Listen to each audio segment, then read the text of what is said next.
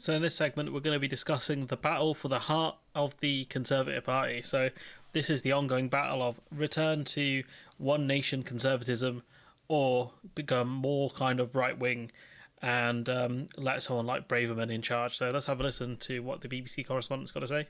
You know, we've got used to standing in Downing Street talking about the Tories for the past 15 years. That's not going to be the case anymore. And actually, given that they only have 120 or so MPs, they're not going to matter as much to the broad political picture. The leadership election that we will see at some point is not going to be as consequential for our lives as the last few have been. And you know, there is a battle. Let's be under no illusion. There is a battle going on right now for the heart and soul of the Conservative Party. I actually think it's a battle that's been playing out since Brexit, but it's definitely going to happen. I agree with that. I think it's the battle of since we joined the then EA or the Economic Area, whatever it's called. But I think it's since Brexit, since the UKIP people took over the Conservative Party. I think that's what's happened there. The ERG group taking hold and really handing it to Theresa May, where ultimately her premiership was taken down by a bunch of lunatics, scuppering a deal that she could have gotten, which would have been a lot better than the one we got in the end. So I agree 100%. It's happened since Brexit, really. David Cameron pushing for that referendum, that was, I think, the end of their party. Happen now, which is, do the party try and tack back to the centre and win votes back from Labour and some disaffected Tories, they maybe move to Labour or the Liberal Democrats, or do they tack to the right and look to those votes that they hemorrhaged to the Reform Party, Nigel Farage, and look at his policies and maybe try and woo some of his supporters? This is where it's quite interesting because the Conservative Party are now being squeezed from the centre-right with the Labour and Lib Dem Party, and from the Reform Party at the right wing. So that puts the Conservative Party in a really awkward spot of how are they supposed to start operate now. And this is one of the things where the first past the post system really punishes you when you're one of those caught in the middle parties. We saw that with the Lib Dems over decades, really, where they were always in the middle of the Conservative Party and the Labour Party. And so if you're more kind of conservative, why would you vote for the Lib Dems? And if you're more kind of left, why would you vote for the Lib Dems? There was no actual reason to vote for the Lib Dems. The only reason you would is because they're not, to you, they're not the Conservative Party or not the Labour Party. But that's not a really compelling reason to vote for them. That is a debate that's playing out now. I'm pretty certain it's a debate that will play out in the leadership election when it comes. What I don't know this morning, despite asking, is when that leadership election is going to be. Rishi Sunak hasn't said exactly when he'll stand down. That's going to be interesting. We'll get to that in a minute because he said he's going to stay on for a bit longer. Here we go to really the kind of two wings of the Conservative Party in a sense. You've got Lord Frost, who's somehow still getting TV appearances despite being a complete failure in his role as negotiator for Britain. Good. I'm interested to hear what you make of Lord Frost's assessment there, that actually, the Conservatives need to fight for, not in the congested centre ground, but on what he describes as Conservative principles. It might not surprise you, but I couldn't disagree more. I mean, all that sort of pandering to the right, to the fringe, to the margins of British politics has delivered Nigel Farage 5 seats. The seats that have been lost have gone... He's won about 17% of the vote, but when you look at what the Labour and the Lib Dems have got, it's far more. But obviously those votes aren't fully attainable for the Conservative Party. They might get some back from the Lib Dems and some back from the Labour Party, but they could probably get way more back from the Reform Party. The only problem is that the Conservatives can't talk about cutting immigration and doing this and that with the economy when they've ultimately failed on the economy, and to their own voters who they pushed immigration to so strongly they failed on, to their own base which they pushed stopping the boats to, which they ultimately failed on. Their record shows that they are a failure on the policies they said are important, and the Reform Party have no track record of proper failure because they've never been in government. That's the difference. One is a known quantity, a known failure, and the other one's an unknown quantity. And in that situation, I think the voters would rather go for the unknown quantity, because at least there's a slight chance they will get the bad policies that they actually want to vote for. On to the Liberal Democrats from abandoning Boris Johnson's very firm commitment to net zero. Seats have gone to Labour, again, from abandoning things like HS2. And when you describe offering tax cuts, of course we all want tax cuts, but not when you do them on magic money, which is what Liz Truss did and trashed the economy. I don't think anyone was more keen on tax cuts than Boris Johnson, Rishi Sunak, and indeed Jeremy Hunt, but not by waving a magic wand. You know, this magic wand nonsense is something to behold, but he's not 100% wrong. You know, Jeremy Hunt was desperately pushing for tax cuts. They got their national insurance cut, which all that did was push more people into paying income tax. So it didn't really have the desired impact that they wanted it to in terms of making people feel like things were better, because you only got an extra couple of quid, really. It wasn't that great, to be honest with you. So he's not wrong there, but the magic money tree is nonsense. Like, you couldn't do tax cuts based off borrowing, but you could have done it through, you know, taxing the richer more and giving a tax cut to lower earners and middle earners, you know, essentially redistribution, but that's not very conservative. But, you know, the option was there, it's just they were never going to take it. And I think the sad thing about people like you and Suella Braverman is that you held positions of authority where you had your hands on the levers of this country, and you chose to go off and abandon any attempt to run the country in order to have some sort of right-wing fetish about theological disputes.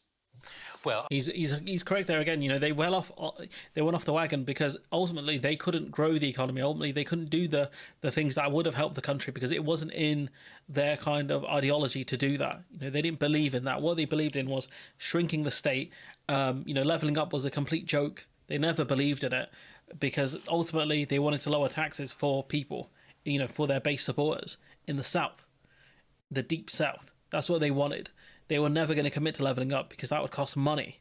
There's a reason why they cut parts of HS2, because they want to spend the money in the North. I totally... And you destroyed the party. Okay. And the ill discipline is what actually led to the defeat. That's what led to the defeat. The ill discipline and this obsession with what happens next and the theology of the right. He's completely cooked him there. And, you know, what Lord Frost had to say was a joke. Lord Ashcroft's poll, which he released today, and why people changed their voting position, says that the top reason people left the Conservative Party and voted for somebody else was that we didn't seem like people like them and we didn't deliver on what we'd promised to do. We promised to control immigration, we didn't do it. We promised to reduce the tax burden or not increase it, we increased it. You know, with this stuff here, you're the one who made dumb promises. That's the point, you know, about reducing immigration. If you reduced immigration, the economy would have been worse off for it because these are people who are coming here to do jobs. You can't come to Britain like that, you know, to emigrate to Britain unless you have some sort of employment, unless you're seeking asylum. But you'd be an asylum seeker, not a migrant at that point. So what he's saying here is we wanted to shrink the economy in order to reduce migration. It just wouldn't make any sense. That's why people lost trust, and we must get that back by Conservative policies doing the right things. Equally, the analysis shows that if the Conservative Party had won every seat, I think 98 seats where a Reform were in second place, you still wouldn't have won the election. No, I agree. It is a comprehensive defeat, and of course there are many, many other factors. Labour won it fair and square. It's probably the only intelligent thing he's going to say. Labour won it fair and square. One of these people who says their victory is fragile. They won it fair and square, and we've got to learn the lesson. Would you like to see Rishi Sunak stay on for a little while the leadership contest takes place, or do you think that it's a decision? Ultimately, he says no, and I think what the Conservatives are doing here is quite smart. At least what Braverman and Lord Frost are doing is quite smart, which is basically we need to learn where we went wrong and focus for the next one. You know, you win or you learn, as a wise man once told me, and they're in a position where they're going to have to learn because they did not win. And so we go on to, I think, our final clip here, which is about the Tories hating each other. It's just that, you know, they've just had this horrendous night, and it's kind of within... Even actually in the run-up, there was all this talk about Nigel Farage and what role he could play with the Tory party. And the Tory party doesn't really know what it is anymore. It hasn't known for ages. And the idea that it's just going to sort of run in this direction to sort of go and just sort of snaffle what it can from reform just seems bonkers. I mean, But the collapse of the party is one of the big political stories of our times. So you can see why there might be knee-jerk reactions. but that's part of the problem is that, you know, the reason it's collapsed is because it hasn't known what it's been. I mean, so many people within the party itself, there are many politicians that were Tory politicians that couldn't stand half their colleagues because of the different views that they were expressing about Brexit, for example. Ever since the sort of the stopper got taken out of the bottle on that issue, they all just started like fighting like rats in a sack. You know, we saw that with, you know, when Boris Johnson purged a lot of the One Nation Tories, the pro-EU Tories, people like Dominic Grieve. You know, these were people who ultimately they would get behind the party as best they could in order to win the election. And then what you happened is just more open infighting. We saw that with, if you look at the kind of 3 prime ministers we've had, you had Boris Johnson, who was trying to push this level up stuff, this stuff about saying the austerity era is over. You had Liz Truss, who wanted to force growth but did it in the most stupid way possible, which is tax cuts for the rich with no actual plan, which is different to what Boris Johnson tried to do. And then you've got Rishi Sunak, who basically pushed austerity 2.0 and said, oh, well, you know, I want to do stuff, but I can't. You know, essentially claims he was handcuffed. There was no choice. If you look at the 3, you know, Sunak is really more closer to a David Cameron type, kind of ideologically. You know, George Osborne, that kind of figure of austerity and things like that. Boris Johnson wanted or portrayed himself as differently in order to appeal to a broader set of voters. Is he pro-austerity? I'm not 100% sure. Is he a complete clown? I'm 100% sure he is. And Liz Truss, you know, the buffoon that she was, desperately tried to push kind of Reaganism or Thatcherism of desperately pushing tax cuts. But the difference is Thatcher had stuff to privatise. She sold it off. You know, she had social, you know, welfare and things like that to cut. You know, she didn't do, I think, unpaid tax credits. I'm not 100% sure because I wasn't there at the time. But from what I've read, it didn't have the adverse effect that, you know, Truss's budget had. Truss's budget was a complete disaster. And then they didn't really even want to be in the same sort of corridors, the same voting lobbies. They didn't even want to sit together in the tea rooms. And so there's been this sort of constant battle amongst itself. And then, of course, what does anyone out there think they're voting for when this lot can't get on anyway? Yeah. Completely ungovernable and has such a range of views that they won't coalesce around something simple for people to get. Yeah, you know, it's 100% true that I think they genuinely in the end just started hating each other. And you had that with Simon Clarke. I think he was openly infighting with Rishi Sunak, and Simon Clarke's recently come out with a statement saying, you know, because we lost, I can be honest now, which is something I'll cover much later on in a different video. But, you know, this lot, they couldn't find something to unify around, and that's why they kept battling each other so publicly. You had all sorts of nonsense going on with different politicians in the different kind of conservative camps, and the worse it became for them in the polls, the worse the economy became, the more fractured the party became because they didn't know how to get out of the rut they were in. And so all you had was a divided mess of a party where they were just fighting each other rather than being the electoral force they were through unity, essentially backing the leader because they hated the Labour Party more than anything, because they hated losing. And what happened? They ended up hating each other more than they hated losing. And fundamentally, that's one of the reasons they lost. So Sunak is going to stay on for a while as caretaker, and he will most likely face Keir Starmer in PMQs, which will be really weird because they'll be swapping positions, essentially. And, you know, if you want to hear what genius moves Boris Johnson's up to, these are his plans, his top 10 plan for stopping Labour. So immigration, he goes, Starmer is focused on scrapping the Rwanda plan, the only scheme yet devised to beat channel crossings. Again, he's conflated asylum seekers with migration, which is stupid because the two aren't the same. Housing, you know, he says Labour governments always build fewer homes than Tory governments because they don't like private property and prefer social housing. Hammer away at this. Well, clearly he's not met Rachel Reeves, because Rachel Reeves has said Labour aren't in the business of building houses, or at least this current government aren't. So it's all going to be private development. So again, that's not true. And given that they're deregulating planning permission, again, they're probably going to have a lot more houses built. Whether there'll be sustainable housing and enough for those areas, that's not a question I can answer right now. He goes, Starmer is going to try and sneak back into the EU. Boy, I wish a knight would. And turn this country into a satrapy of Brussels. He will try and make this country subject to EU rules, even though we're already subject to EU rules because they're our main export market. But with no say in making those rules, which we don't have a say now. An anti-democratic abomination. That's a great word. go critical on this from the outset. It was levelling up. Starmer now claims this campaign, but it was our idea and our plan. You know, the reason we needed levelling up was mostly because you guys cut the funding to the North and the Midlands. You know, it was the EU stepped in with some money, and then once you did Brexit, they had no money. So he goes, you know, Labour needs to be held remorselessly to account over everything from high-speed rail, where the Conservatives cut high-speed rail. You know, they cut the Northern Line, and he says we should revert to our 2019 policy, to reversing Labour's shameful anti-nuclear policy. What anti-nuclear policy? I don't know. Like, Labour are gonna build more nuclear submarines again. I'm against that, but I don't think they're against building more nuclear reactors. At least I've not heard anything to that effect. But Boris Johnson isn't a stranger to. My source is that I made it the fuck up.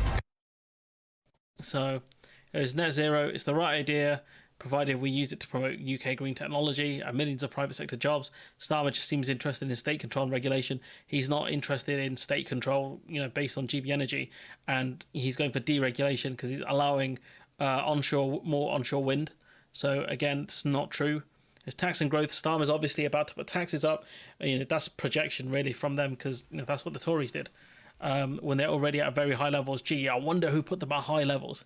Because when the state does not always spend our money properly, I wonder which party was just in charge of spending people's money and spent £38 billion on test and trace. Who was that, huh? Starmer and his Chancellor Reeves think they can just get away with these unnecessary tax hikes, because they also want to impose all sorts of crazy new employment rules, such as ethnic pay gap reporting. I mean, I don't have an issue with that, and a ban on contacting colleagues after hours. You know, this is the guy who didn't attend Cobra meetings. This guy is not it. He goes, further hindering UK productivity. One of the things hindering productivity is the Conservative Party and their crappy policies. Glad they're gone. See ya, at least for the most part. Public services. Starmer is viscerally opposed to extra private money going into our services. Again, that's not true. He seems to hate both private education and private healthcare. Again, that's not true, given that Labour are claiming they only use spare capacity in the private sector, which we know is completely untrue. It's nonsense. He goes wokery, which is the funniest one. Starmer wants more mandatory wokery. It is important to be sensitive to people's feelings, but some of this stuff is bonkers. Any specifics there, Bojo? And he goes, Global Britain, there's a real danger that traditionally pro-Moscow sentiment in the Labour Party will lead to a softening of the UK's position on Ukraine. This is the guy who broke off from his security detachment to go partying with Lord, what's his name? They call him Lord KGB, but I can't remember his exact name. But yeah, no, this is not it. This is for Boris Johnson to attack Labour on being pro-Russia when they've taken a lot of Russian money. They were very slow to lay down the sanctions.